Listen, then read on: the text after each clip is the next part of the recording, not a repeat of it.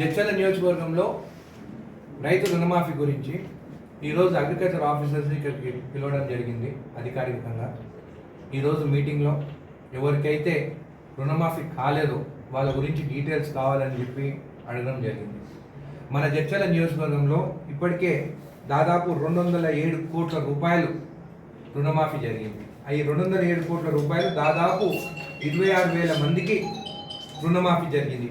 26,000 రైతులకి, 26,000 రైతులకి. అయితే కొన్ని గ్రామాలకు పోయినప్పుడు కొంతమంది మాకు రుణమాఫీ కాలేదని చెప్పి కొంతమంది రైతులు నా దగ్గరికి రావడం జరిగింది. అయితే ఈరోజు అగ్రికల్చర్ ఆఫీసర్ని పిలిచి మా ప్రభుత్వం రుణమాఫీ చేస్తామని చెప్పినాము 2 లక్షల రూపాయల వరకు.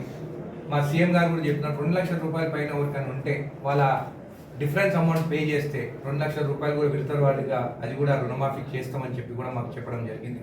అదే కాకుండా 2 లక్షల రూపాయలు ఉన్న కూడా చాలా మంది ఉన్నారు.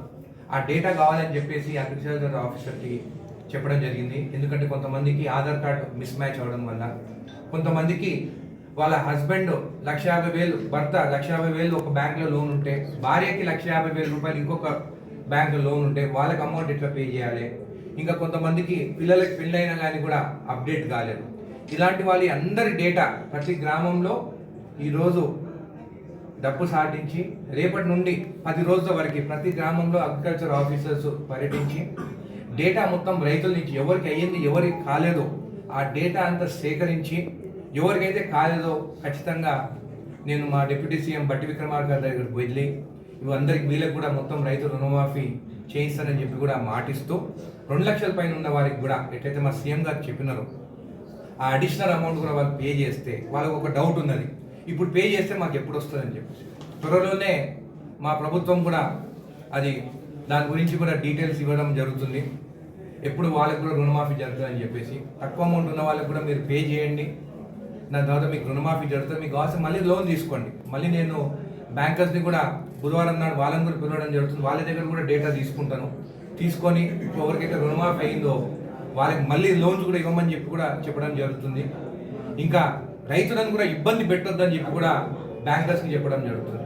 రైతులు కూడా మీకు కూడా ఎంతో ఏం భయపడాల్సిన పని లేదు. బ్యాంకర్స్ కొంతమంది పిలిచి కూడా మిమ్మల్ని బెదిరిస్తారు పైసలు కట్టమని చెప్పేసి, మీరేం భయపడాల్సిన పని లేదు.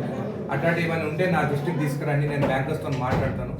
బ్యాంకర్స్ కూడా రైతులపైన ఒత్తిడి తీసుకురావద్దని చెప్పి కూడా తెలియజేస్తూ ఈ 10 రోజుల ప్రతి గ్రామంలో ఎవరికైతే రుణమాఫీ 2 లక్షల లోపు ఉన్నదో జరగలేదో, ఫ్యామిలీ మ్యాపింగ్ కాలేదో, మీకు పెండింగ్ ఉన్నదో ఆధార్ కార్డ్తో మిస్ మ్యాచ్ అయినా కానీ, బ్యాంక్ అకౌంట్స్ ఏమైనా ఇష్యూస్ ఉన్నా కానీ అగ్రికల్చర్ ఆఫీసర్స్ మీ గ్రామాలకు వస్తారు. మీరు డీటెయిల్స్ ఇవ్వండి. ఈ డేటా కలెక్ట్ చేసుకొని నేను గవర్నమెంట్తో మాట్లాడి బట్టి విక్రమార్కతో మాట్లాడి తొందరలోనే ఈ రుణమాఫీ అయ్యేటట్టు కూడా నేను కృషి చేస్తానని చెప్పి మాటిస్తాను.